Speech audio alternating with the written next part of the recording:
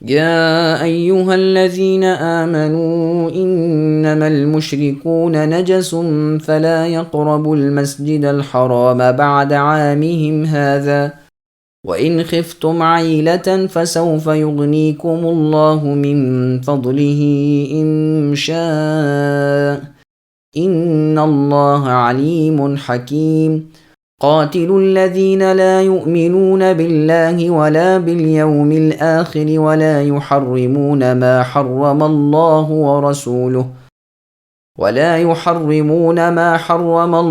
ورسوله ولا يدينون دين الحق من الذين أوتوا الكتاب حتى يعطوا الجزية عن يد وهم صاغرون۔ اے ایمان والو، مشرک بالکل ہی ناپاک ہیں، وہ اس سال کے بعد مسجد حرام کے پاس بھی نہ پھٹکنے پائیں۔ اگر تمہیں مفلسی کا خوف ہے تو اللہ تعالیٰ تمہیں دولت مند کر دیں گے اپنے فضل سے اگر چاہیں۔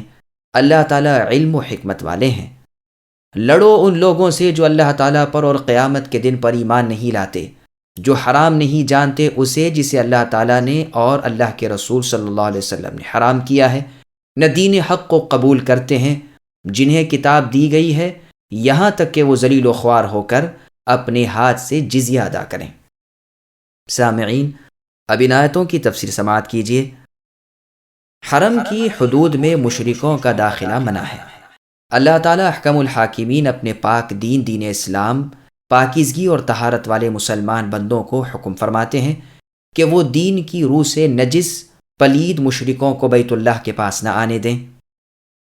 یہ آیت سن 9 ہجری میں نازل ہوئی۔ اسی سال رسول اللہ صلی اللہ علیہ وسلم نے علی کو ابو بکر رضی اللہ عنہ کے ساتھ بھیجا اور حکم دیا کہ مجمع حج میں اعلان کر دیں کہ اس سال کے بعد کوئی مشرک حج کو نہ آئے اور کوئی ننگا شخص بیت اللہ کا طواف نہ کرے۔ یہ روایت سنن ترمذی، نیز سنن دارمی، مسند حمیدی میں ہے۔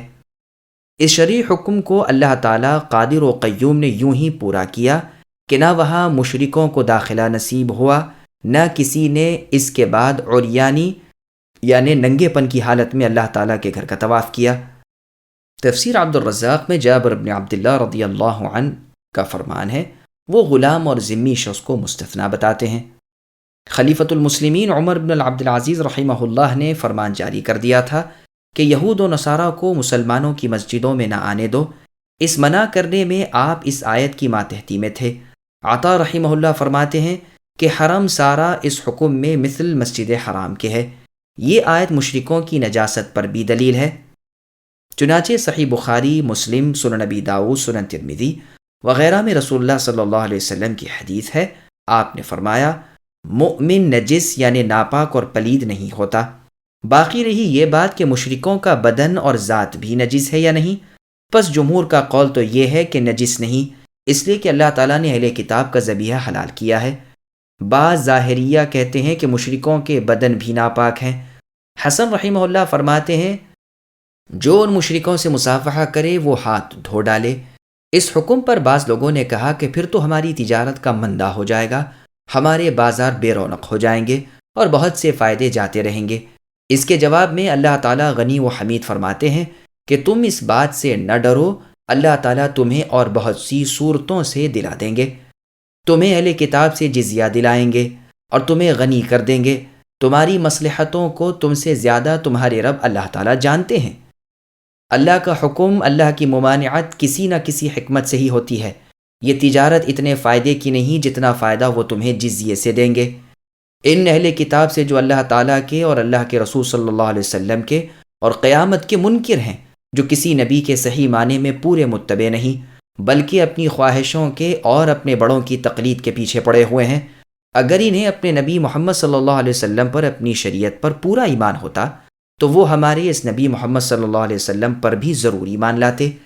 ان کی بشارت تو ہر نبی دیتے رہے، ان کی اتباع کا حکم ہر نبی نے دیا، لیکن باوجود اس کے وہ یعنی اہل کتاب کے کفار و مشرکین اس اشرف الرسول محمد صلی اللہ علیہ وسلم کے انکاری ہیں۔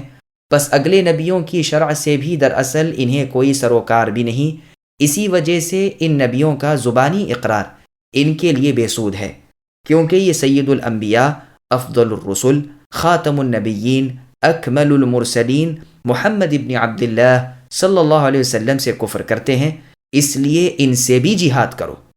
ان سے جہاد کے حکم کی یہ پہلی آیت ہے۔ اس وقت تک آس پاس کے مشرکین سے جنگ ہو چکی تھی، ان میں کے اکثر توحید کے جھنڈے کے تلے آ چکے تھے، جزیرۃ العرب میں اسلام نے جگہ کر لی تھی۔ اب یہود و نصارہ کی خبر لینے اور انہیں رائے حق دکھانے کا حکم ہوا۔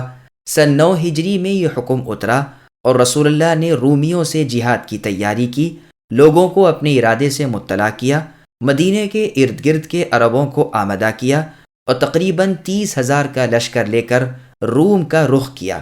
بجز منافقین کے یہاں کوئی نہ رکا سوائے باس کے۔ موسم سخت گرم تھا، پھلوں کا وقت تھا۔ رومی مشرکین سے جہاد کے لیے شام کے ملک کا دور دراز کا کٹھن سفر تھا۔ تبوک تک تشریف لے گئے، وہاں تقریباً 20 روز قیام فرمایا، پھر اللہ تعالیٰ سے استخارہ کر کے واپس لوٹے، حالت کی تنگی اور لوگوں کی ضعیفی کی وجہ سے، جیسے کہ عنقریب اس کا واقعہ انشاءاللہ تعالیٰ اپنی جگہ پر آئے گا۔ اسی آیت سے استدلال کر کے بعض نے فرمایا ہے کہ جزیہ صرف اہل کتاب سے اور ان جیسوں سے ہی لیا جائے جیسے مجوس ہیں، چنانچہ حجر کے مجوسیوں سے رسول اللہ نے جزیہ لیا تھا، جیسا کہ بخاری اور سنن ابی داؤد وغیرہ میں ہے۔ امام شافعی رحمہ اللہ کا یہی مذہب ہے اور مشہور مذہب امام احمد کا بھی یہی ہے۔ امام مالک رحمہ اللہ فرماتے ہیں کہ جزیے کا لینا تمام کفار سے جائز ہے، خواہ وہ کتابی ہوں یا مجوسی ہوں یا بت پرست وغیرہ ہوں۔ ان مذاہب کے دلائل وغیرہ کے بسط کی یہ جگہ نہیں، واللہ اعلم۔ پس اللہ تعالیٰ فرماتے ہیں کہ جب تک وہ ذلت و خواری کے ساتھ اپنے ہاتھوں جزیہ نہ دیں، انہیں نہ چھوڑو۔ پس اہل ذمہ کو مسلمانوں پر عزت و توقیر دینی اور انہیں اوج و ترقی دینی جائز نہیں۔ صحیح مسلم میں ہے، رسول اللہ صلی اللہ علیہ وسلم فرماتے ہیں، یہود و نصارہ سے سلام کی ابتدا نہ کرو، اور جب ان میں سے کوئی راستے میں مل جائے تو اسے تنگی کی طرف مجبور کرو۔ یہ روایت سنن ابی داؤد اور سنن ترمذی میں بھی ہے۔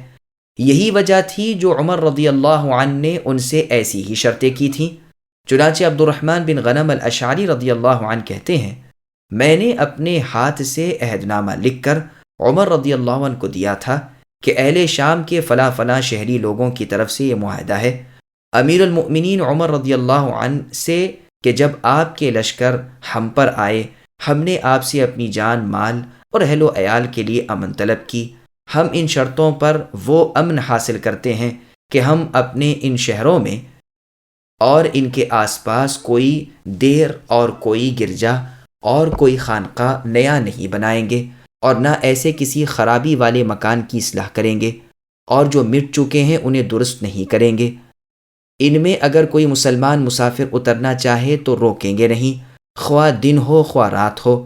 ہم ان کے دروازے راہ گزر اور مسافروں کے لیے کشادہ رکھیں گے، اور جو مسلمان آئے ہم اس کی 3 دن تک مہمانداری کریں گے۔ ہم اپنے ان مکانوں یا رہائشی مکانوں وغیرہ میں کہیں کسی جاسوس کو نہ چھپائیں گے، مسلمانوں سے کوئی دھوکہ فریب نہیں کریں گے، اپنی اولاد کو قرآن نہ سکھائیں گے، شرک کا اظہار نہ کریں گے، نہ کسی کو شرک کی طرف بلائیں گے۔ ہم میں سے کوئی اگر اسلام قبول کرنا چاہے ہم اسے ہرگز نہ روکیں گے، مسلمانوں کی توقیر و عزت کریں گے۔ ہماری جگہ اگر وہ بیٹھنا چاہیں تو ہم اٹھ کر انہیں جگہ دے دیں گے۔ ہم مسلمانوں سے کسی چیز میں برابری نہ کریں گے، نہ لباس میں، نہ جوتی میں، نہ مانگ نکالنے میں۔ ہم ان کی زبان نہیں بولیں گے، ان کی کنیتیں نہیں رکھیں گے، زین والے گھوڑے پر سواریاں نہ کریں گے، تلواریں نہ لٹکائیں گے، نہ اپنے ساتھ رکھیں گے، انگوٹھیوں پر عربی نقش نہیں کرائیں گے، شراب فروشی نہیں کریں گے، اپنے سروں کے اگلے بالوں کو ترشوا دیں گے، اور جہاں کہیں ہوں گے زنار ضرورتاً ڈالے رہیں گے۔ صلیب کا نشان یعنی کراس اپنے گرجوں چرچوں پر ظاہر نہیں کریں گے، اپنی مذہبی کتابیں مسلمانوں کی گزرگاہوں اور بازاروں میں ظاہر نہیں کریں گے، گرجوں میں ناقوس بلند آواز سے نہیں بجائیں گے، نہ مسلمانوں کی موجودگی میں بآواز بلند اپنی مذہبی کتابیں پڑھیں گے، نہ اپنے مذہبی شعار کو راستوں پر کریں گے، نہ اپنے مردوں پر اونچی آواز سے ہائے وائے کریں گے، نہ ان کے ساتھ مسلمانوں کے راستوں پر آگ لے کر جائیں گے۔ مسلمانوں کے حصے میں آئے ہوئے غلام ہم نہ لیں گے، مسلمانوں کی خیر خواہی ضرور کرتے رہیں گے، ان کے گھروں میں انہیں جھانکیں گے نہیں۔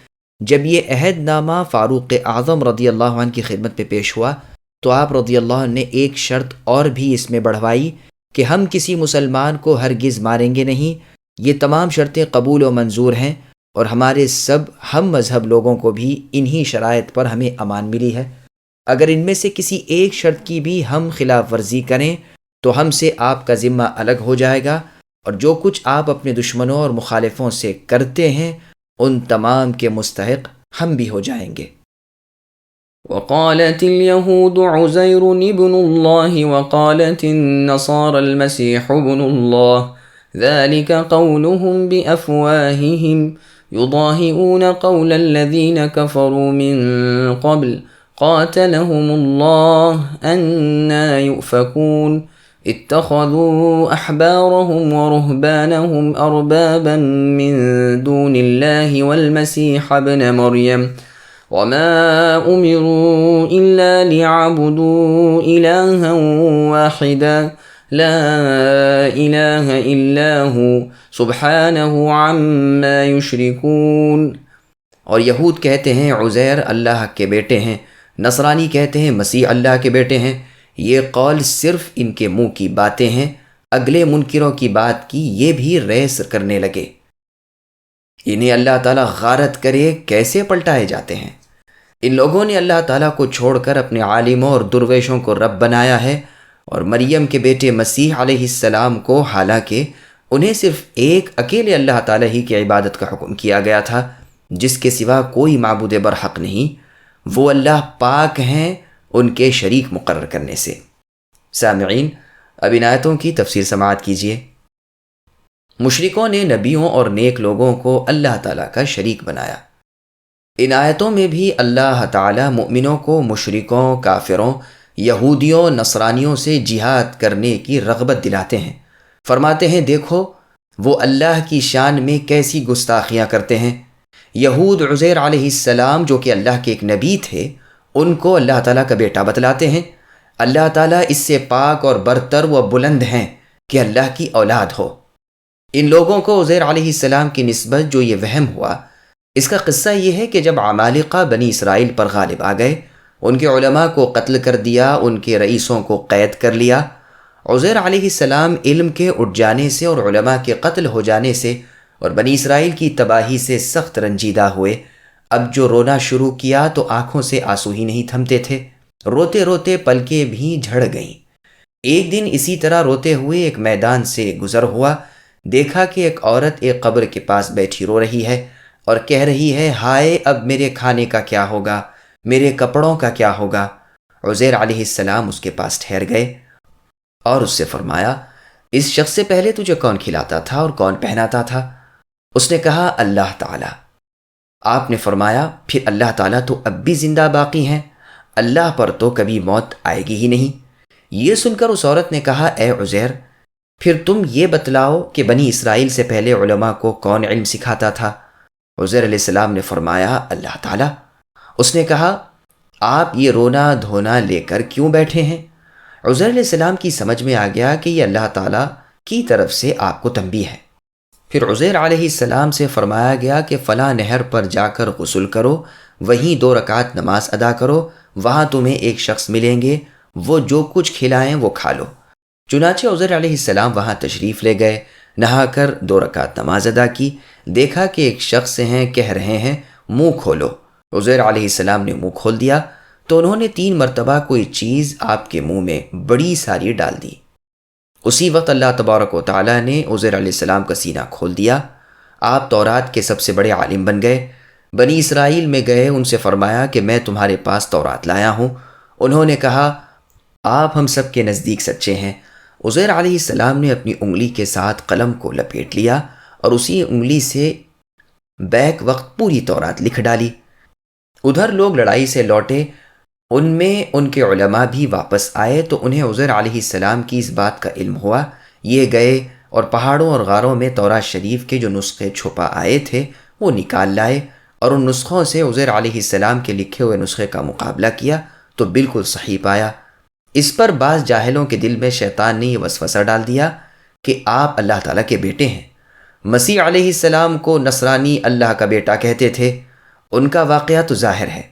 پس ان دونوں گروہ یعنی یہود اور نصارہ کی غلط بیانی قرآن بیان فرما رہا ہے۔ اللہ تعالیٰ فرماتے ہیں کہ یہ ان کی صرف زبانی باتیں ہیں جو محض بے دلیل ہیں، جس طرح ان سے پہلے کے لوگ کفر و ضلالت میں تھے، یہ بھی انہی کے مرید و مقلد ہیں۔ اللہ تعالیٰ انہیں لعنت کرے، حق سے کیسے بھٹک گئے۔ مسند احمد، سنن ترمذی اور ابن جریر کی تفسیر میں ہے کہ جب عدی بن حاتم رضی اللہ عنہ کو رسول اللہ صلی اللہ علیہ وسلم کا دین پہنچا یعنی دین اسلام، تو شام کی طرف بھاگ نکلے۔ جاہلیت میں ہی یہ نصرانی بن گئے تھے۔ یہاں ان کی بہن اور ان کی جماعت قید ہو گئی۔ پھر رسول اللہ صلی اللہ علیہ وسلم نے بطور احسان ان کی بہن کو آزاد کر دیا اور رقم بھی دی۔ یہ سیدھی اپنے بھائی کے پاس گئیں اور انہیں اسلام کی رغبت دلائی اور سمجھایا کہ تم رسول کریم علیہ الصلاۃ والسلام کے پاس چلے جاؤ۔ چنانچہ یہ مدینہ منورہ آ گئے تھے۔ اپنی قوم طئی کے سردار تھے۔ ان کے باپ کی سخاوت دنیا بھر میں مشہور تھی، یعنی حاتم طائی کی۔ لوگوں نے رسول اللہ صلی اللہ علیہ وسلم کو خبر پہنچائی۔ آپ خود ان کے پاس آئے۔ اس وقت عدی رضی اللہ عنہ کی گلے میں کراس لٹک رہی تھی۔ رسول اللہ صلی اللہ علیہ وسلم کی زبان مبارک سے اسی آیت اتخذوا احبارہم کی تلاوت ہو رہی تھی۔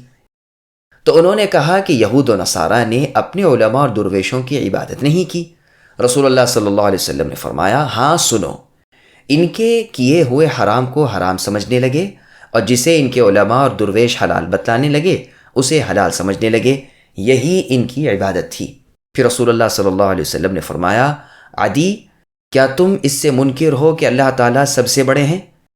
کیا تمہارے خیال میں اللہ تعالیٰ سے بڑے بھی کوئی ہیں؟ کیا تمہارے خیال میں اللہ تعالیٰ کے علاوہ کوئی دوسرا معبود ہے؟ کیا تمہارے نزدیک اللہ کے سوا کوئی دوسرا بھی عبادت کے لائق ہے؟ پھر رسول اللہ صلی اللہ علیہ وسلم نے انہیں اسلام کی دعوت دی۔ انہوں نے مان لی اور اللہ تعالیٰ کی توحید اور رسول اللہ صلی اللہ علیہ وسلم کی رسالت کی گواہی ادا کی۔ رسول اللہ کا چہرہ خوشی سے چمکنے لگا اور فرمایا، یہود پر اللہ کا غضب اترا ہے اور نصرانی گمراہ ہو گئے ہیں۔ یہ روایت مسند احمد کی ہے اور سنن ترمذی میں بھی ہے۔ ابن جریر رحمہ اللہ کی تفسیر میں حذیفہ بن یمان رضی اللہ عنہ اور عبداللہ بن عباس رضی اللہ عنہ وغیرہ سے بھی اس آیت کی تفسیر اسی طرح مروی ہے کہ اس سے مراد حلال و حرام کے مسائل میں علماء اور ائمہ کی محض باتوں کی تقلید ہے۔ سدی رحمہ اللہ فرماتے ہیں، انہوں نے یعنی یہود و نصارہ نے بزرگوں کی ماننی شروع کر دی اور اللہ تعالیٰ کی کتاب ایک طرف ہٹا دی۔ اسی لیے اللہ کریم ارشاد فرماتے ہیں کہ انہیں حکم تو صرف یہ تھا کہ اللہ تعالیٰ کے سوا اور کسی کی عبادت نہ کریں، وہی جسے حرام کر دیں حرام ہے اور وہ جسے حلال فرما دیں حلال ہے۔ اللہ ہی کا فرمان شریعت ہیں، اللہ ہی کے احکام بجا لانے کے لائق ہیں۔ اللہ ہی کی ذات تنے تنہا عبادت کے لائق اور مستحق ہے۔ اللہ تعالیٰ شریک سے اور شرک سے پاک ہیں۔ اللہ کے جیسا اللہ کا شریک، اس کا نظیر، اللہ کا مددگار، اللہ کی ضد کا کوئی نہیں۔ وہ اللہ اولاد رکھنے سے پاک ہے اور بیوی بھی، نہ اللہ کے سوا کوئی معبود اور پروردگار ہے۔ لہٰذا تمام انسانوں کے لیے ضروری ہے کہ وہ اکیلے تنہا اللہ ہی کی عبادت کریں، شرک اور مشرکوں سے بیزارگی کا اعلان اور تبرہ کرتے ہوئے۔ يريدون أن يطفئوا نور الله بأفواههم ويأبى الله إلا أن يتم نوره ولو كره الكافرون هو الذي أرسل رسوله بالهدى ودين الحق ليظهره على الدين كله ولو كره المشركون۔ ان کفار و مشرکین کی چاہت ہے کہ اللہ کا نور اپنے منہ سے بجھا دیں، اور اللہ تعالیٰ انکاری ہے مگر اسی بات کے کہ اپنے نور کو پورا کریں، وہ کافر ناخوش رہیں۔ اللہ ہی نے اپنے رسول محمد صلی اللہ علیہ وسلم کو ہدایت اور سچے دین کے ساتھ بھیجا ہے کہ اس دین کو تمام دوسرے ادیان پر غالب کر دیں، اگرچہ مشرک برا مانے۔ سامعین، اب ان آیتوں کی تفسیر سماعت کیجیے۔ پھوکوں سے شمع حق نہیں بجھ سکتی۔ اللہ تعالیٰ فرماتے ہیں کہ ہر قسم کے کفار کا ارادہ اور چاہت یہی ہے کہ اللہ کا نور بجھا دیں، ہدایت ربانی اور دین حق کو مٹا دیں۔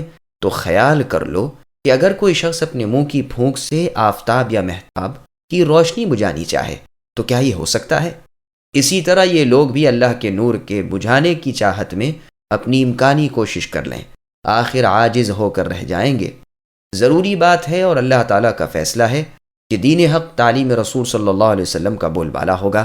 تم مٹانا چاہتے ہو، اللہ تعالیٰ بلند کرنا چاہتے ہیں۔ ظاہر ہے کہ اللہ تعالیٰ کی چاہت تمہاری چاہت پر غالب رہے گی۔ تم گو ناخوش رہو، لیکن آفتاب ہدایت بیچ آسمان میں پہنچ کر ہی رہے گا۔ عربی لغت میں کافر کہتے ہیں کسی چیز کے چھپا لینے والے کو۔ اسی اعتبار سے رات کو بھی کافر کہتے ہیں، اس لیے کہ وہ بھی تمام چیزوں کو چھپا لیتی ہے۔ کسان کو کافر کہتے ہیں کیونکہ وہ دانہ زمین میں چھپا دیتا ہے، جیسا کہ اللہ تعالیٰ نے سورہ حدید کی آیت نمبر 20 میں فرمایا اعجب الکفار نباتہ۔ اسی طرح اللہ تعالیٰ نے اپنے رسول صلی اللہ علیہ وسلم کو ہدایت اور دین حق کے ساتھ اپنا پیغمبر بنا کر بھیجا ہے۔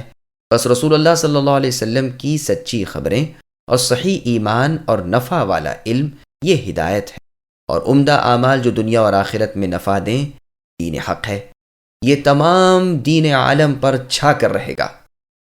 رسول اللہ صلی اللہ علیہ وسلم فرماتے ہیں، جیسا کہ صحیح مسلم میں یہ ہے، میرے لیے زمین کی مشرق و مغرب لپیٹ دی گئی، میری امت کا ملک ان تمام جگہوں تک پہنچے گا۔ اور مسند احمد میں رسول اللہ صلی اللہ علیہ وسلم کا فرمان ہے، یہ دین یعنی دین اسلام تمام اس جگہ پر پہنچے گا جہاں پر دن رات پہنچیں۔ کوئی کچا پکا گھر ایسا باقی نہ رہے گا جہاں اللہ عز و جل اسلام کو نہ پہنچائے۔ عزیزوں کو عزیز کریں گے اور ذلیلوں کو ذلیل کریں گے۔ اسلام کو عزت دینے والوں کو عزت ملے گی اور کفر کو ذلت نصیب ہوگی۔ تمیم داری رضی اللہ عنہ فرماتے ہیں، میں نے تو یہ بات خود اپنے گھر میں بھی دیکھ لی، جو مسلمان ہوا اسے خیر و برکت، عزت و شرافت ملی، اور جو کافر رہا اسے ذلت و نکبت، نفرت و لعنت نصیب ہوئی۔ پستی اور حقارت دیکھی اور کمینہ پن کے ساتھ جزیہ دینا پڑا۔ مسند احمد ہی میں رسول اللہ صلی اللہ علیہ وسلم کا ایک اور فرمان ہے کہ روئے زمین پر کوئی کچا پکا گھر ایسا باقی نہ رہے گا جس میں اللہ تبارک و تعالیٰ کلمہ اسلام کو داخل نہ کر دیں۔ وہ عزت والوں کو عزت دیں گے اور ذلیلوں کو ذلیل کریں گے۔ جنہیں عزت دینی چاہیں گے انہیں اسلام نصیب کریں گے، اور جنہیں ذلیل کرنا ہوگا وہ اسے مانیں گے نہیں، لیکن اسلام کی ماتحتی میں انہیں آنا پڑے گا۔ مسند احمد کی ایک اور روایت میں عدی رضی اللہ عنہ کا فرمان ہے کہ میرے پاس رسول اللہ تشریف لائے، مجھ سے فرمایا اسلام قبول کرتے ہو کہ سلامتی ملے؟ میں نے کہا میں تو ایک دین کو مانتا ہوں۔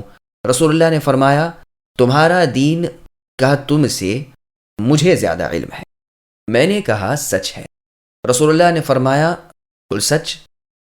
کیا تم کورسیے میں سے نہیں؟ کیا تم اپنی قوم سے ٹیکس وصول نہیں کرتے؟ میں نے کہا ہاں یہ تو سچ ہے۔ رسول اللہ نے فرمایا تمہارے دین میں یہ تمہارے لیے حلال نہیں۔ بس یہ سنتے ہی میں تو جھک گیا۔ رسول اللہ صلی اللہ علیہ وسلم نے فرمایا میں خوب جانتا ہوں کہ تمہیں اسلام سے کون سی چیز روکتی ہے۔ سنو، صرف اسی ایک بات کی تمہیں روک ہے کہ مسلمان بالکل ضعیف اور کمزور اور ناتواں ہیں، تمام عرب انہیں گھیرے ہوئے ہیں، یہ پنپ نہیں سکتے۔ لیکن سن لو، ہیرا کا تمہیں علم ہے؟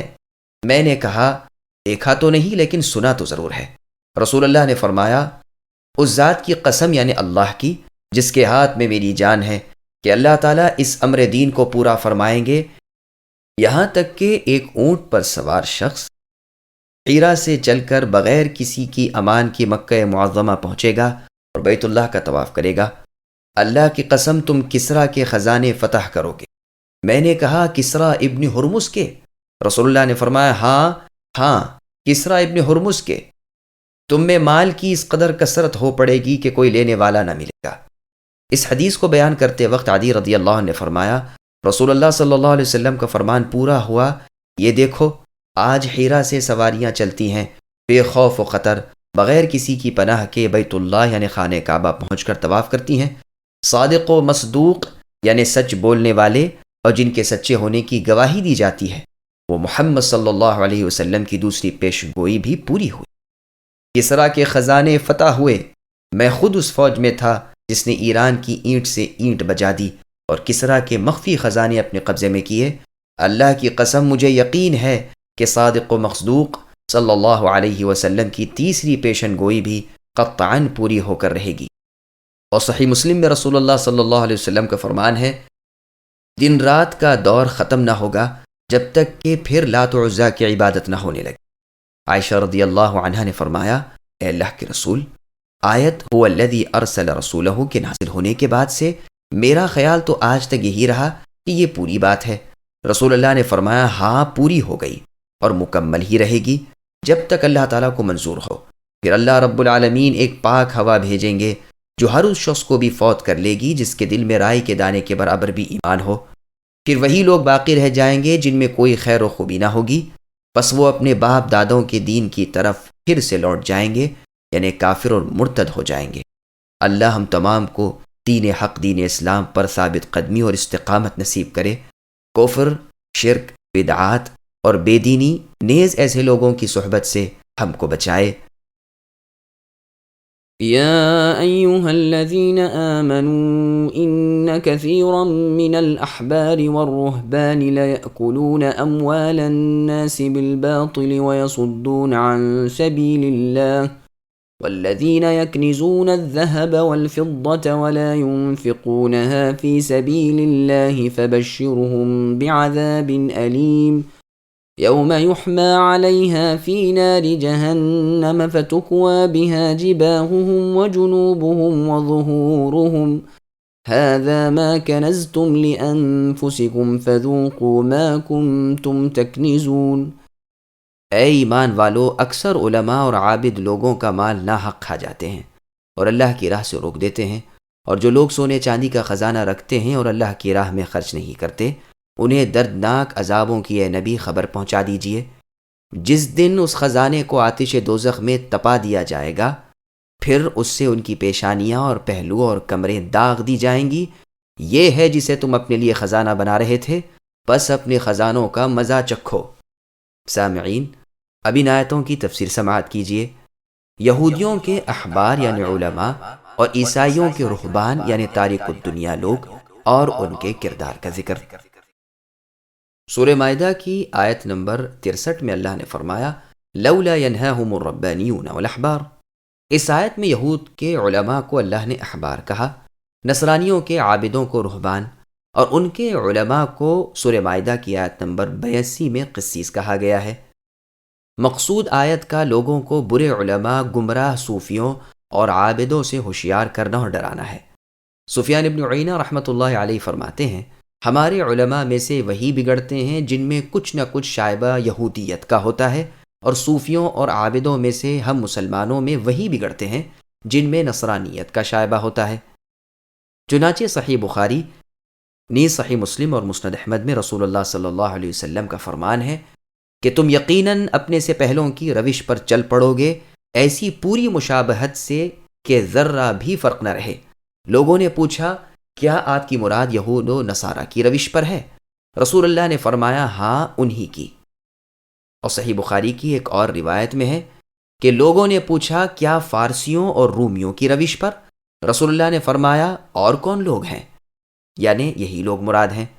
پس ان کے اقوال افعال کی مشابہت سے بہت ہی بچنا چاہیے، یہ اس لیے کہ یہ منصب و ریاست حاصل کرنا اور اس وجاہت سے لوگوں کے مال مارنا چاہتے ہیں۔ احبار یہود کو زمانہ جاہلیت میں بڑا ہی رسوخ حاصل تھا۔ ان کے تحفے، ہدیے، اخراج چراغی مقرر تھی جو بے مانگے انہیں پہنچ جاتی تھی۔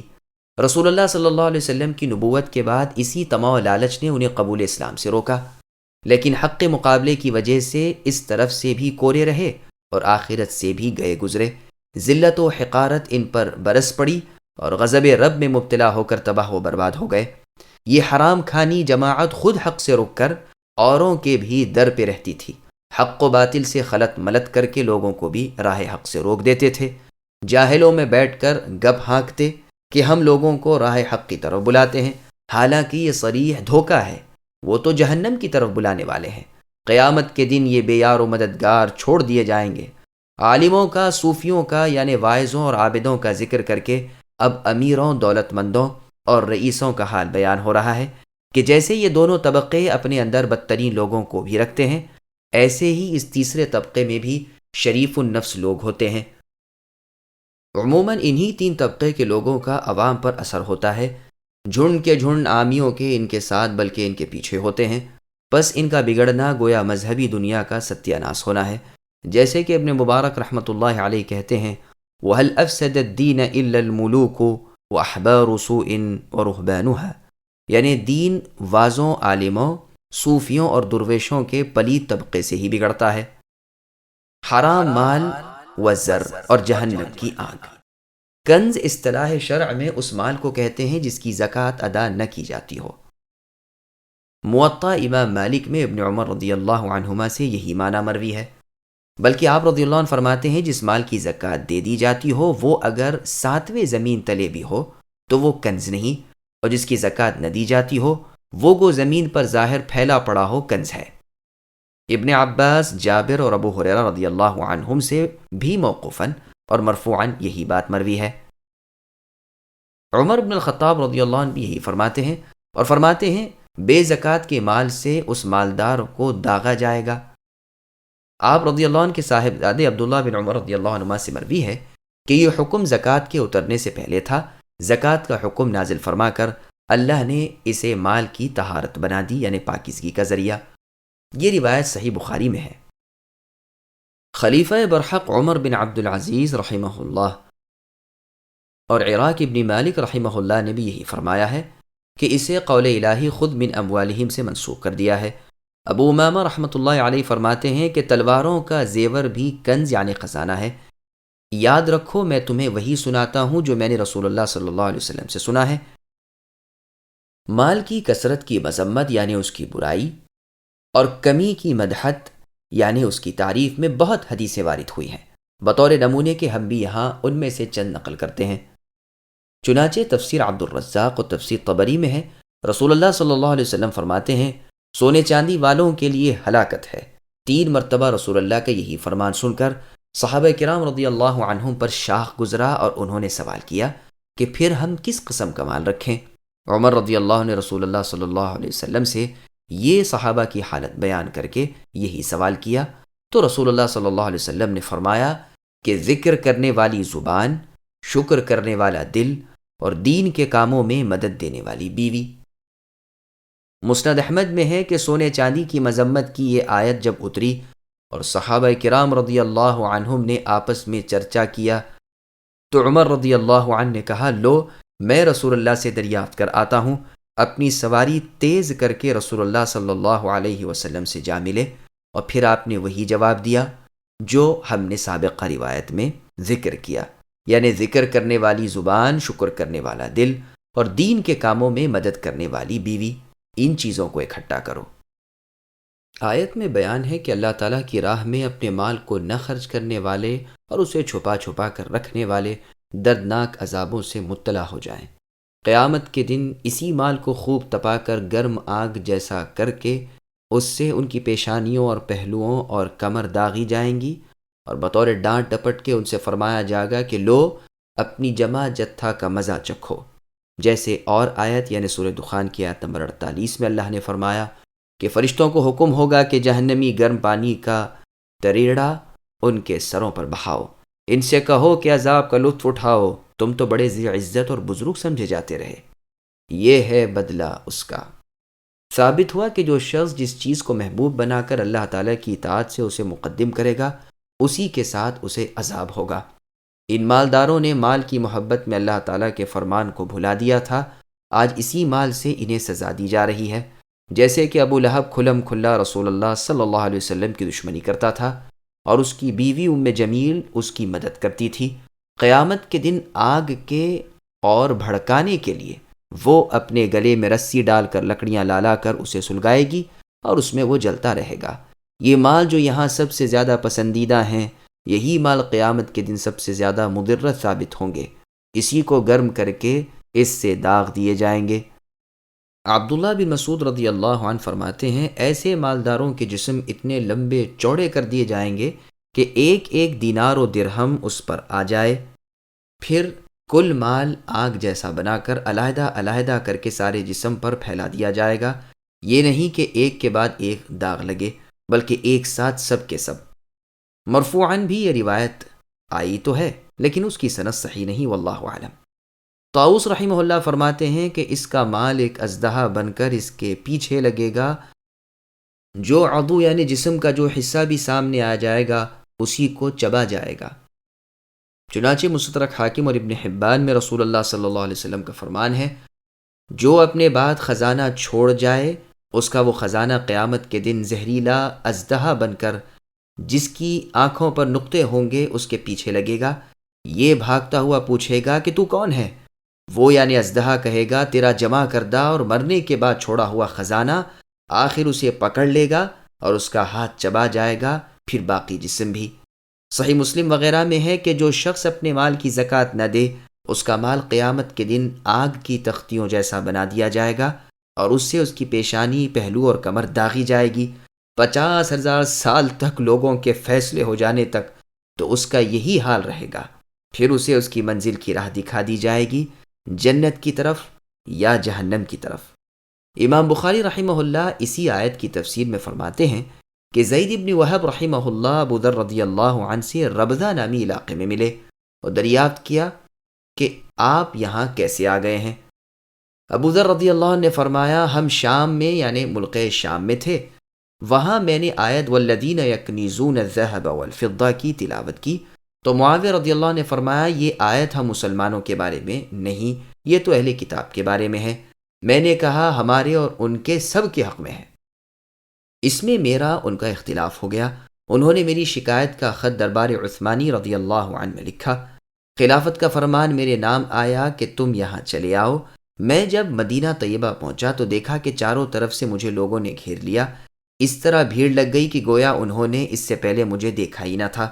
غرض میں مدینہ منورہ میں ٹھہرا، لیکن لوگوں کی آمد و رفت سے تنگ آ گیا۔ آخر میں نے عثمان رضی اللہ عنہ سے شکایت کی تو آپ نے مجھے فرمایا کہ آپ مدینہ منورہ کے قریب ہی کسی صحرا میں چلے جائیں۔ میں نے اس حکم کی بھی تعمیل کی، لیکن یہ کہہ دیا کہ واللہ جو میں کہتا تھا اسے ہرگز نہیں چھوڑ سکتا۔ یعنی آپ کا یہ خیال تھا کہ بال بچوں کے کھلانے کے بعد جو بچے اسے جمع کر کے رکھنا مطلقاً حرام ہے، اسی کا فتویٰ دیتے تھے اور اسی بات کو لوگوں میں پھیلاتے تھے اور لوگوں کو بھی اس پر آمدہ کرتے تھے، اسی کا حکم دیتے تھے اور اس کے مخالف لوگوں پر بڑا ہی تشدد کرتے تھے۔ معاویہ رضی اللہ عنہ نے آپ کو روکنا چاہا کہ کہیں لوگوں میں عام ضرر نہ پھیل جائے، یہ نہ مانے تو آپ نے خلافت سے شکایت کی۔ امیر المؤمنین عثمان رضی اللہ عنہ نے آپ کو بلا کر ربضہ میں تنہا رہنے کا حکم دیا۔ آپ رضی اللہ عنہ وہیں عثمان رضی اللہ عنہ کی خلافت میں ہی رحلت فرما گئے۔ معاویہ رضی اللہ عنہ نے بطور امتحان ایک مرتبہ ان کے پاس 1000 اشرفیاں بھجوائیں۔ ابو ذر رضی اللہ عنہ نے ملک شام سے پہلے سب ادھر ادھر اللہ کی راہ میں خرچ کر ڈالیں۔ شام کو وہیں صاحب جو انہیں صبح کو 1000 اشرفیاں دے گئے تھے وہ آئے، کہا مجھ سے غلطی ہو گئی، امیر معاویہ رضی اللہ عنہ نے وہ اشرفیاں اور صاحب کے لیے بھجوائی تھیں، میں نے غلطی سے آپ کو دے دیں، وہ واپس کیجیے۔ ابو ذر رضی اللہ عنہ نے جواب میں فرمایا تم پر افسوس ہے، میرے پاس تو اب ان میں سے ایک پائی بھی نہیں۔ اچھا جب میرا مال آ جائے گا تو میں آپ کو آپ کی اشرفیاں واپس کر دوں گا۔ ابن عباس رضی اللہ عنہما بھی اس آیت کے حکم کو عام بتلاتے ہیں۔ سدی رحمہ اللہ فرماتے ہیں یہ آیت اہل قبلہ کے بارے میں ہے۔ احنف ابن قیس رحمہ اللہ فرماتے ہیں میں مدینہ منورہ میں آیا، دیکھا کہ ایک جماعت قریشیوں کی محفل لگائے بیٹھی ہے، میں بھی اس مجلس میں بیٹھ گیا کہ ایک صاحب تشریف لائے، میلے کچیلے موٹے چھوٹے کپڑے پہنے ہوئے، بہت خستہ حالت میں، اور آ کر کھڑے ہو کر فرمانے لگے روپیہ پیسہ جمع کرنے والے اس سے خبردار رہیں کہ قیامت کے دن جہنم کے انگارے ان کی چھاتی کی بٹنی پر رکھے جائیں گے جو کھوے کی ہڈی پار ہو جائیں گے، پھر پیچھے کی طرف سے آگے کو سوراخ کرتے اور جلاتے ہوئے نکل جائیں گے۔ لوگ سب سر نیچا کیے بیٹھے رہے، کوئی بھی کچھ نہ بولا، وہ بھی مڑ کر چل دیے اور ایک ستون سے لگ کر بیٹھ گئے۔ میں ان کے پاس پہنچا اور ان سے کہا کہ میرے خیال میں تو ان لوگوں کو آپ کی بات بری لگی۔ آپ نے فرمایا یہ کچھ نہیں جانتے، یہ سب بے وقوف ہیں۔ صحیح بخاری میں ہے کہ رسول اللہ صلی اللہ علیہ وسلم نے ابو ذر رضی اللہ عنہ سے فرمایا کہ میرے پاس اگر احد پہاڑ کے برابر بھی سونا ہو تو مجھے یہ بات اچھی نہیں معلوم ہوتی کہ 3 دن گزرنے کے بعد میرے پاس اس میں سے کچھ بھی بچا ہوا رہے۔ ہاں اگر قرض کی ادائیگی کے لیے میں کچھ رکھ لوں تو اور بات ہے۔ غالباً اسی حدیث نے ابو ذر رضی اللہ عنہ کا مذہب کر دیا تھا جو آپ نے ابھی سنا، واللہ اعلم۔ چنانچہ ایک مرتبہ ابو ذر رضی اللہ عنہ کو ان کا حصہ ملا۔ آپ کی لونڈی نے اسی وقت ضروریات کو فراہم کرنا شروع کیا۔ سامان کی خرید کے بعد 7 بچ رہے، حکم دیا کہ اس کے فلوس لے لو، تو عبداللہ بن صامت رضی اللہ عنہ نے فرمایا اسے آپ اپنے پاس رہنے دیجئے تاکہ بوقت ضرورت کام نکل جائے یا کوئی مہمان آ جائے تو کوئی کام نہ اٹکے۔ ابو ذر رضی اللہ عنہ نے فرمایا نہیں، مجھ سے میرے خلیل محمد صلی اللہ علیہ وسلم نے عہد لیا ہے کہ جو سونا چاندی سر بند کر کے رکھی جائے وہ رکھنے والے کے لیے آگ کا انگارہ ہے جب تک کہ اسے اللہ کی راہ میں نہ دے دے۔ مسند احمد کی ایک اور روایت میں ہے کہ ایک اہل صفہ کے انتقال کے بعد ان کے تہبند کی آٹی میں سے 1 دینار نکلا۔ رسول اللہ نے فرمایا ایک داغ آگ کا۔ پھر دوسرے کا انتقال ہوا، ان کے پاس سے 2 دینار برآمد ہوئے۔ رسول اللہ نے فرمایا 2 داغ آگ کے۔ إن عدة الشهور عند الله 12 شهرا في كتاب الله يوم خلق السماوات والأرض منها 4 حرم ذلك الدين القيم فلا تظلموا فيهن أنفسكم وقاتلوا المشركين كافة كما يقاتلونكم كافة وَاعْلَمُوا أَنَّ اللَّهَ مَعَ الْمُتَّقِينَ۔ بے شک مہینوں کی گنتی اللہ تعالیٰ کے نزدیک کتاب اللہ میں 12 کی ہے، اسی دن سے کہ آسمان و زمین کو اللہ نے پیدا کیا ہے۔ ان میں سے 4 حرمت و ادب کے ہیں، یہی درست دین ہے۔ تم ان مہینوں میں اپنی جانوں پر ظلم نہ کرو اور تم تمام مشرکوں سے جہاد کرو جیسے کہ وہ تم سب سے لڑتے ہیں۔ جان رکھو کہ اللہ تعالیٰ متقیوں کے ساتھ ہیں۔ سامعین، اب اس آیت کی تفسیر سماعت کیجیے۔ 4 مہینوں کی حرمت ابتدا سے ہے۔ مسند احمد میں ہے رسول اللہ صلی اللہ علیہ وسلم نے اپنے حج کے خطبے میں ارشاد فرمایا کہ زمانہ گھوم گھما کر اپنی اصلیت پر آ گیا ہے۔ سال کے 12 مہینے ہوا کرتے ہیں جن میں سے 4 حرمت و ادب والے ہیں۔ 3 تو پے در پے یعنی ذوالقعدہ، ذوالحجہ اور محرم، اور چوتھا رجب جو مضر کے ہاں ہے، جو جمادی الاخری اور شعبان کے درمیان میں ہے۔ پھر پوچھا یہ کون سا دن ہے؟ ہم نے یعنی صحابہ نے کہا اللہ تعالیٰ کو اور اس کے رسول محمد صلی اللہ علیہ وسلم کو ہی پورا علم ہے۔ رسول اللہ نے سکوت فرمایا یعنی خاموش رہے۔ ہم سمجھے کہ شاید رسول اللہ صلی اللہ علیہ وسلم اس دن کا کوئی اور ہی نام رکھیں گے۔ پھر پوچھا کیا یہ یوم النحر یعنی قربانی کی عید کا دن نہیں؟ ہم نے کہا ہاں۔ پھر پوچھا یہ کون سا مہینہ ہے؟ ہم نے کہا اللہ تعالیٰ جانے اور اللہ کے رسول محمد صلی اللہ علیہ وسلم۔ رسول اللہ نے پھر سکوت فرمایا یہاں تک کہ ہم نے خیال کیا کہ شاید آپ اس مہینے کا نام اور ہی رکھیں گے۔ رسول اللہ نے فرمایا کیا یہ ذوالحجہ نہیں ہے؟ ہم نے کہا ہاں۔ پھر رسول اللہ نے پوچھا یہ کون سا شہر ہے؟ ہم نے کہا اللہ تعالیٰ اور اس کے رسول محمد صلی اللہ علیہ وسلم خوب جاننے والے ہیں۔ رسول اللہ پھر خاموش ہو رہے اور ہمیں پھر خیال آنے لگا کہ شاید آپ اس کا کوئی اور ہی نام رکھیں گے۔ پھر فرمایا کیا یہ بلدہ یعنی مکہ نہیں ہے؟ ہم نے کہا بے شک۔ رسول اللہ نے فرمایا یاد رکھو تمہارے خون، تمہارے مال اور تمہاری عزتیں تم میں آپس میں ایسی ہی حرمت والی ہیں جیسی حرمت و عزت تمہارے اس دن کی، تمہارے اس مہینے میں، تمہارے اس شہر میں۔ تم ابھی ابھی اپنے رب سے ملاقات کرو گے اور وہ تم سے تمہارے اعمال کا حساب لیں گے۔ سنو میرے بعد گمراہ نہ ہو جانا کہ ایک دوسرے کی گردن زدنی کرنے لگو۔ بتلاؤ کیا میں نے تبلیغ کر دی؟ سنو تم میں سے جو موجود ہیں انہیں چاہیے کہ جو موجود نہیں ان تک پہنچا دیں۔ بہت ممکن ہے کہ جسے وہ پہنچائے وہ ان بعض سے بھی زیادہ نگہداشت رکھنے والا ہو۔ یہ روایت صحیح بخاری، مسلم، نیز ابو داؤد، ابن ماجہ، مسند احمد وغیرہ کی ہے۔ اور روایت میں ہے کہ وسط ایام تشریق میں مینا حجۃ الوداع کے خطبے کے موقع کا یہ ذکر ہے۔ ابو حمزہ رقاشی رحمہ اللہ کے چچا جو صحابی ہیں کہتے ہیں کہ اس خطبے کے وقت میں رسول اللہ کی ناقہ یعنی اونٹنی کی نکیل تھامے ہوئے تھا اور لوگوں کی بھیڑ کو روکے ہوئے تھا۔ رسول اللہ کے پہلے جملے کا یہ مطلب ہے کہ جو کمی بیشی تقدیم و تاخیر مہینوں کی جاہلیت کے زمانے کے مشرک کیا کرتے تھے وہ الٹ پلٹ کر اس وقت ٹھیک ہو گئی ہے۔ جو مہینہ آج ہے وہی در حقیقت بھی ہے، جیسے کہ فتح مکہ کے موقع پر رسول اللہ صلی اللہ علیہ وسلم نے فرمایا کہ یہ شہر ابتدائے مخلوق سے باحرمت و باعزت ہے وہ آج بھی حرمت والا ہے اور قیامت تک حرمت والا ہی رہے گا۔ پس عربوں میں جو یہ رواج پڑ گیا تھا کہ ان کے اکثر حج ذوالحجہ کے مہینے میں نہیں ہوتے تھے، اب کی مرتبہ رسول اللہ کے حج کے موقع پر یہ بات نہ تھی، بلکہ حج اپنے ٹھیک مہینے پر تھا، یعنی ذوالحجہ میں۔ بعض لوگ اس کے ساتھ یہ بھی کہتے ہیں کہ صدیق اکبر رضی اللہ عنہ کا حج ذوالقعدہ میں ہوا، لیکن یہ غور طلب قول ہے، جیسے کہ ہم مع ثبوت بیان کریں گے۔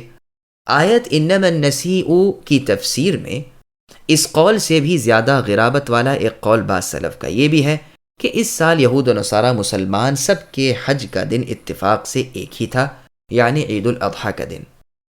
شیخ سخاوی نے اپنی کتاب المشہور فی اسماء الایام والشہور میں لکھا ہے کہ محرم کے مہینے کو محرم اس کی تعظیم کی وجہ سے کہتے ہیں، لیکن میرے نزدیک تو اس نام کی وجہ سے اس کی حرمت کی تاکید ہے، اس لیے کہ عرب جاہلیت میں اسے بدل ڈالتے تھے، کبھی حلال کر ڈالتے، کبھی حرام کر ڈالتے۔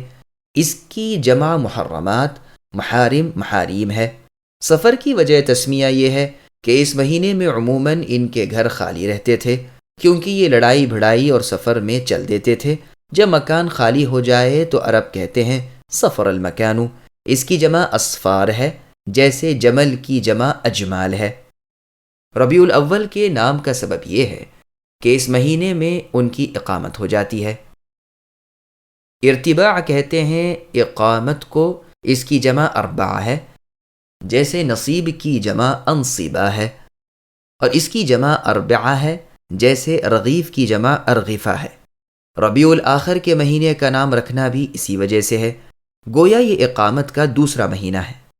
جمادی الاولیٰ کی وجہ تسمیہ یہ ہے کہ اس مہینے میں پانی جم جاتا تھا، اس کے حساب میں مہینے گردش نہیں کرتے تھے، یعنی ٹھیک ہر موسم پر ہی ہر مہینہ آتا تھا، لیکن یہ بات کچھ جچتی نہیں، اس لیے کہ جب ان مہینوں کا حساب چاند پر ہے تو ظاہر ہے کہ موسمی حالت ہر ماہ پر ہر سال یکساں نہیں رہے گی۔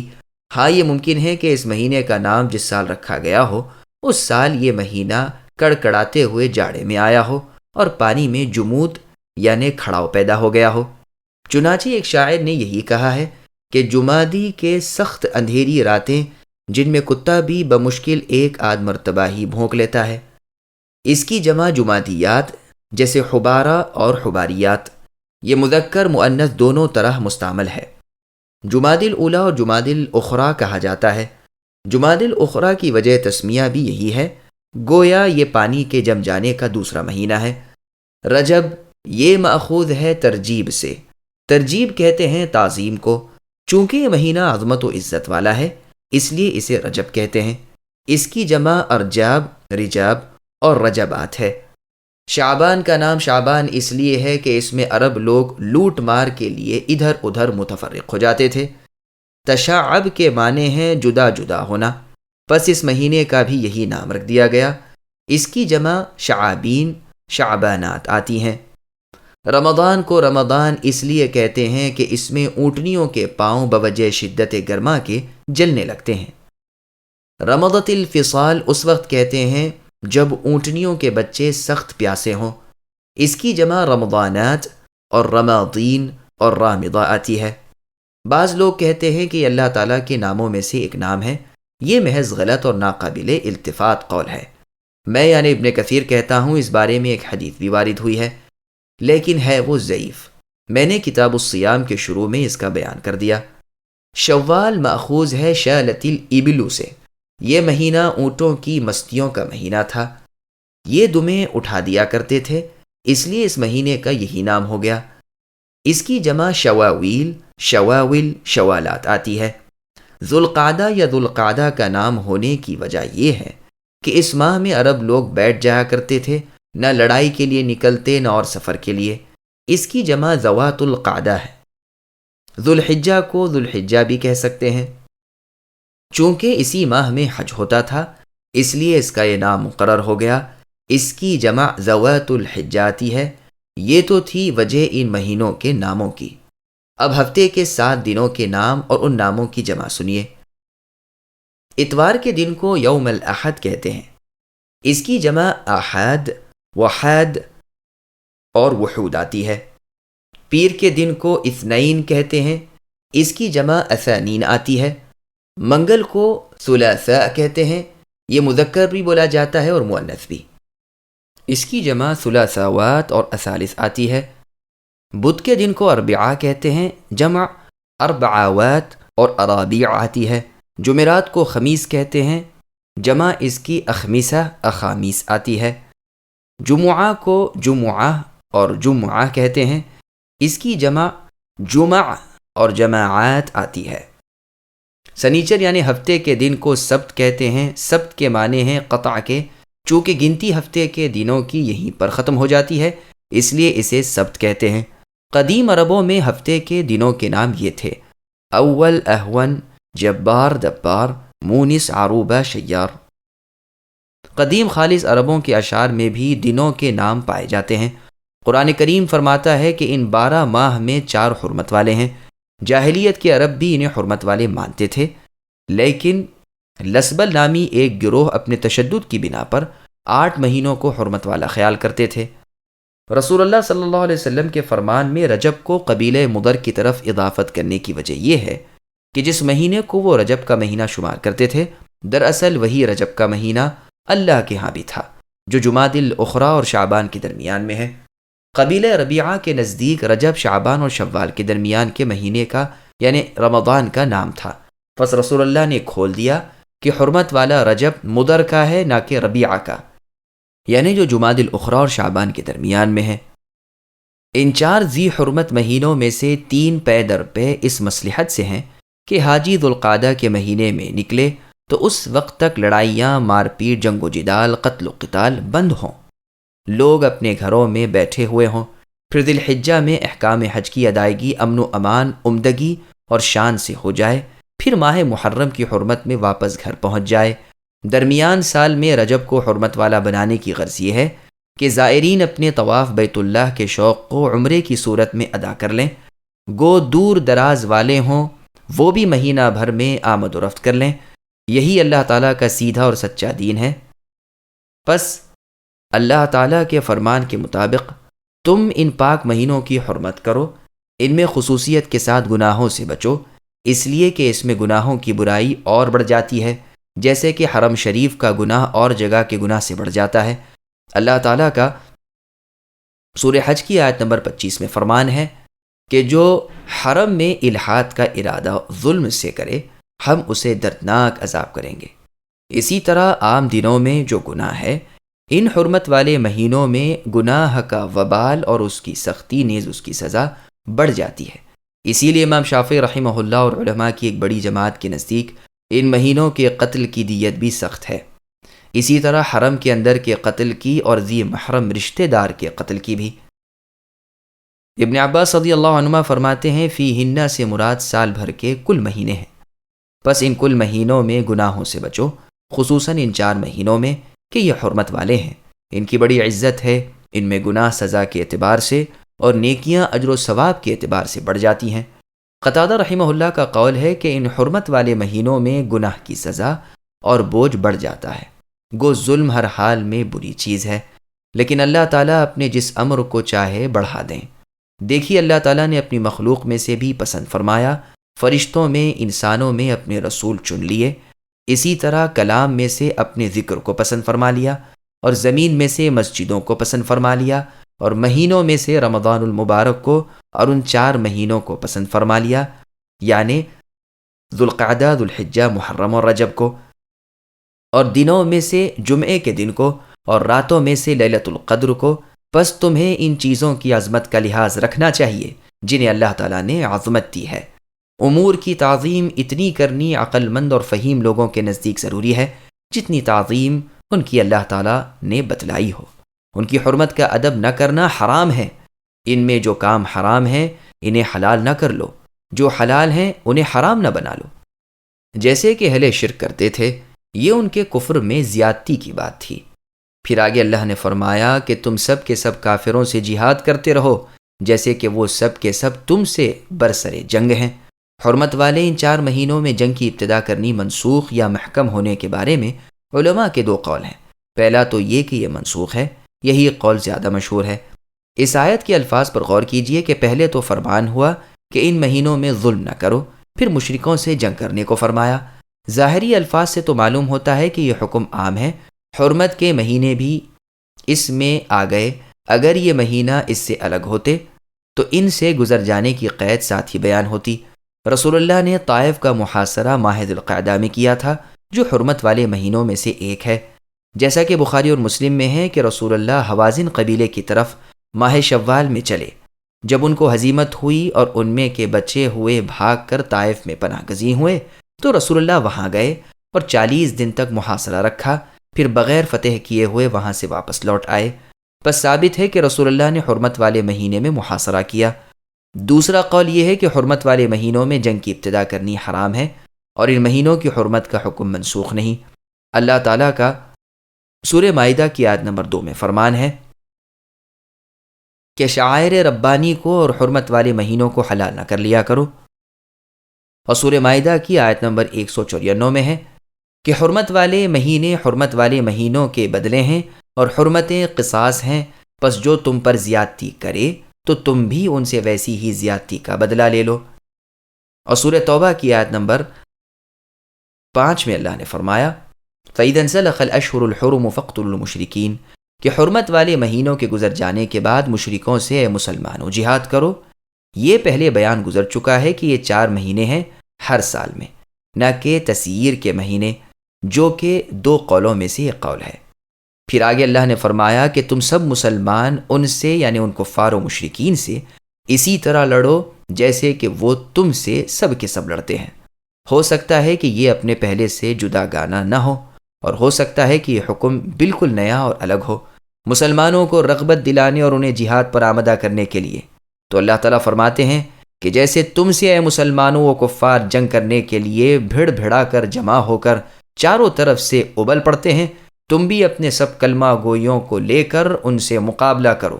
یہ بھی ممکن ہے کہ اس حملے میں مسلمانوں کو حرمت والے مہینوں میں جنگ کرنے کی رخصت دی ہو، جبکہ حملہ ان کی یعنی کفار و مشرکین کی طرف سے ہو، جیسے آیت الشہر الحرام میں ہے، اور جیسے آیت وَلَا تُقَاتِلُوهُمْ عِنْدَ الْمَسْجِدِ الْحَرَامِ حَتَّى يُقَاتِلُوكُمْ فِيهِ میں بیان ہے کہ ان مشرکین سے مسجد حرام کے پاس نہ لڑو جب تک کہ وہ خود وہاں لڑائی نہ کریں، ہاں اگر وہ تم سے لڑائی کرنے میں ابتدا کریں تو تم بھی ان سے لڑو۔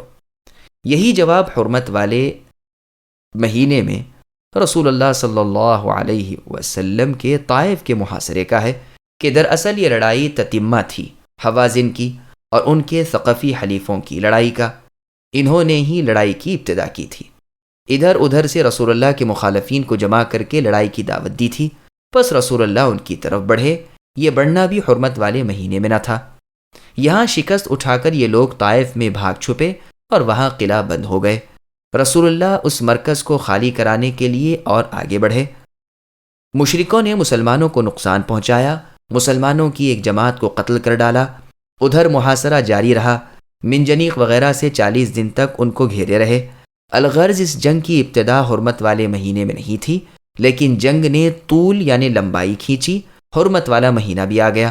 جب چند دن گزر گئے آپ نے محاصرہ ہٹا لیا، پس جنگ کا جاری رکھنا اور چیز ہے اور جنگ کی ابتدا اور چیز ہے۔ اس کی بہت سی نظیریں ہیں، واللہ اعلم۔ اب اس میں جو حدیثیں ہیں ہم انہیں سیرت میں بھی بیان کر چکے ہیں، واللہ اعلم۔ انما النسيء زيادة في الكفر يضل به الذين كفروا يحلونه عاما ويحرمونه عاما ليواطئوا عدة ما حرم الله فيحلوا ما حرم الله زين لهم سوء أعمالهم والله لا يهدي القوم الكافرين۔ بے شک مہینوں کا آگے پیچھے کر دینا بھی کفر کی زیادتی ہے، اس سے وہ لوگ گمراہی میں ڈالے جاتے ہیں جو کافر ہیں۔ ایک سال تو اسے حلال کر لیتے ہیں اور ایک سال اسی کو حرمت والا کر لیتے ہیں کہ اللہ نے جو حرمت رکھی ہے اس کے شمار میں تو موافقت کر لیں، پھر اسے حلال بنا لیں۔ جسے اللہ تعالیٰ نے حرام کیا ہے انہیں ان کے برے کام بھلے دکھائے دیے گئے ہیں۔ قوم کفار کی اللہ تعالیٰ رہنمائی نہیں فرماتے۔ سامعین، اب اس آیت کی تفسیر سماعت کیجیے۔ مشرکوں نے حرمت والے مہینوں میں بھی رد و بدل کر رکھا تھا۔ مشرکوں کے کفر کی زیادتی بیان ہو رہی ہے کہ وہ کس طرح اپنی فاسد رائے کو اور اپنی ناپاک خواہش کو شریعت الہی میں داخل کر کے اللہ کے دین کے احکام الٹ پلٹ کر دیتے تھے، حرام کو حلال اور حلال کو حرام بنا لیتے تھے۔ 3 مہینے کی حرمت تو وہ ٹھیک ٹھاک رکھا، پھر چوتھے مہینے کی حرمت کو اس طرح بدل دیا کہ محرم کو صفر کے مہینے میں کر دیا اور محرم کی حرمت نہ کی، تاکہ بظاہر سال کے 4 مہینے کی حرمت بھی پوری ہو جائے اور اصلی حرمت کے محرم مہینے میں لوٹ مار قتل و غارت بھی ہو جائے۔ اور اس پر اپنے قصیدوں میں داد لیتے تھے اور فخریہ اپنا یہ فعل اچھالتے تھے۔ ان کا ایک سردار تھا جنادہ ابن عوف ابن امیہ کنانی، یہ ہر سال حج کو آتا، اس کی کنیت ابو ثمامہ تھی۔ یہ منادی کر دیتا کہ نہ تو ابو ثمامہ کے مقابلے میں کوئی آواز اٹھا سکتا ہے، نہ اس کی بات میں کوئی عیب جوئی کر سکتا ہے۔ سنو، پہلے سال کا سفر مہینہ حلال ہے اور دوسرے سال کا حرام، بس ایک سال کے محرم کی حرمت نہ رکھتے، دوسرے سال کے محرم کی حرمت بنا لیتے۔ ان کی اسی زیادتی کفر کا بیان اس آیت میں ہے۔ یہ بات تفسیر ابن جریر میں موجود ہے۔ یہ شخص اپنے گدھے پر سوار آتا اور جس سال یہ محرم کو حرمت والا بنا دیتا، لوگ اس کی حرمت کرتے، اور جس سال وہ کہہ دیتا کہ محرم کو ہم نے ہٹا کر سفر میں اور سفر کو آگے بڑھا کر محرم میں کر دیا ہے، اس سال عرب میں اس ماہ محرم کی حرمت کوئی نہ کرتا۔ ایک قول یہ بھی ہے کہ بنی کنانہ کے اس شخص کو قلمس یا قلمس کہا جاتا تھا۔ یہ منادی کر دیتا کہ اس سال محرم کی حرمت نہ منائی جائے، اگلے سال محرم اور سفر دونوں کی حرمت رہے گی۔ بس اس کے قول پر جاہلیت کے زمانے میں عمل کر لیا جاتا، اور اب حرمت کے اصلی مہینے میں جس میں ایک انسان اپنے باپ کے قاتل کو پا کر بھی اس کی طرف نگاہ بھر کر نہیں دیکھتا تھا، اب آزادی سے آپس میں خانہ جنگیاں لوٹ مار ہوتی۔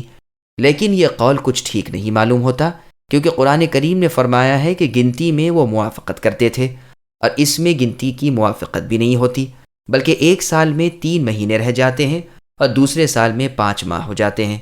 ایک قول یہ بھی ہے کہ اللہ تعالیٰ کی طرف سے تو حج فرض تھا ذی الحجہ کے مہینے میں، لیکن مشرک ذی الحجہ کا نام محرم رکھ لیتے، پھر برابر گنتے جاتے اور اس حساب سے جو ذی الحجہ آتا اس میں حج ادا کرتے، پھر محرم کے نام سے خاموشی برت لیتے، اس کا ذکر ہی نہ کرتے، پھر لوٹ کر محرم کا نام سفر رکھ دیتے، پھر رجب کو جمادی الاخری، پھر شعبان کو رمضان اور رمضان کو شوال، پھر ذوالقعدہ کو شوال، ذی الحجہ کو ذی القعدہ اور محرم کو ذی الحجہ کہتے، اور اس میں حج کرتے، پھر اس کا اعادہ کرتے اور 2 سال تک ہر ایک مہینے میں برابر حج کرتے۔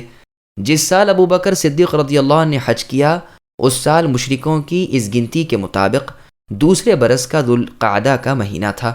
رسول اللہ کے حج کے موقع پر ٹھیک ذی الحجہ کا مہینہ تھا، اور اسی کی طرف رسول اللہ نے اپنے خطبے میں اشارہ فرمایا اور ارشاد ہوا کہ زمانہ الٹ پلٹ کر اسی ہیئت پر آ گیا ہے جس ہیئت پر اس وقت تھا جب زمین و آسمان اللہ تعالیٰ نے رچائے، بسائے، بنائے۔ لیکن یہ قول بھی درست نہیں معلوم ہوتا، اس وجہ سے کہ اگر ذوالقعدہ میں ابو بکر رضی اللہ عنہ کا حج ہوا تو یہ حج کیسے صحیح ہو سکتا ہے، حالانکہ اللہ تعالیٰ کا سورہ توبہ کی آیت نمبر 3 میں فرمان ہے وَأَذَانٌ مِّنَ اللَّهِ وَرَسُولِهِ إِلَى النَّاسِ يَوْمَ الْحَجِّ الْأَكْبَرِ، یعنی اللہ اور اللہ کے رسول کی طرف سے آج کے حج اکبر کے دن مشرکوں سے علیحدگی اور بیزاری کا اعلان ہے۔ اسی کی منادی صدیق رضی اللہ عنہ کے حج میں ہی کی گئی، بس اگر یہ حج ذی الحجہ کے مہینے میں نہ ہوتا تو اللہ تعالیٰ اس دن کو حج کا دن نہ فرماتے، اور صرف مہینوں کی تقدیم تاخیر کو، جس کا بیان اس آیت میں ہے، ثابت کرنے کے اس تکلف کی ضرورت بھی نہیں، کیونکہ وہ اس کے بغیر بھی ممکن ہے، کیونکہ مشرکین ایک سال تو محرم الحرام کے مہینے کو حلال کر لیتے اور اس کے عوض ماہ سفر کو حرمت والا کر لیتے، سال کے باقی مہینے اپنی جگہ رہتے، پھر دوسرے سال محرم کو حرام سمجھتے اور اس کی حرمت و عزت باقی رکھتے، تاکہ سال کے 4 حرمت والے مہینے جو اللہ کی طرف سے مقرر تھے ان کے گنتی میں موافقت کر لیں۔ بس کبھی تو حرمت والے 3 مہینے جو پے در پے ہیں ان میں سے آخری ماہ محرم کی حرمت رکھتے، کبھی اسے سفر کی طرف مؤخر کر دیتے۔ رہا رسول اللہ کا فرمان مبارک کہ زمانہ گھوم گھما کر اپنی اصلی حالت پر آ گیا ہے، یعنی اس وقت جو مہینے ان کے نزدیک ہے وہی مہینے صحیح گنتی میں بھی ہے، اس کا پورا بیان ہم اس سے پہلے کر چکے ہیں، واللہ اعلم۔ امام محمد ابن اسحاق رحمہ اللہ فرماتے ہیں کہ اس کام کو سب سے پہلے کرنے والا قلمز تھا۔ حذیفہ بن عبد ابن فقیم ابن عدی ابن عامر ابن ثعلبہ ابن حارث ابن مالک ابن کنانہ ابن خزیمہ ابن مدرکہ ابن الیاس ابن مضر ابن نزار ابن معد ابن عدنان، پھر اس کا بیٹا عباد، پھر اس کا لڑکا قلع، پھر اس کا لڑکا امیہ، پھر اس کا بیٹا عوف، پھر اس کا لڑکا ابو ثمامہ جنادہ۔ اسی کے زمانے میں اشاعت اسلام ہوئی، عرب لوگ حج سے فارغ ہو کر اس کے پاس جمع ہوتے، یہ کھڑا ہو کر انہیں لیکچر دیتا اور رجب، ذوالقعدہ اور ذوالحجہ کی حرمت بیان کرتا، اور 1 سال تو محرم کو حلال کر دیتا اور محرم صفر کو بنا دیتا، اور 1 سال محرم کو ہی حرمت والا کہہ دیتا کہ اللہ کی حرمت کے مہینوں کی گنتی کے موافق ہو جائے اور اللہ تعالیٰ کا حرام حلال بھی ہو جائے۔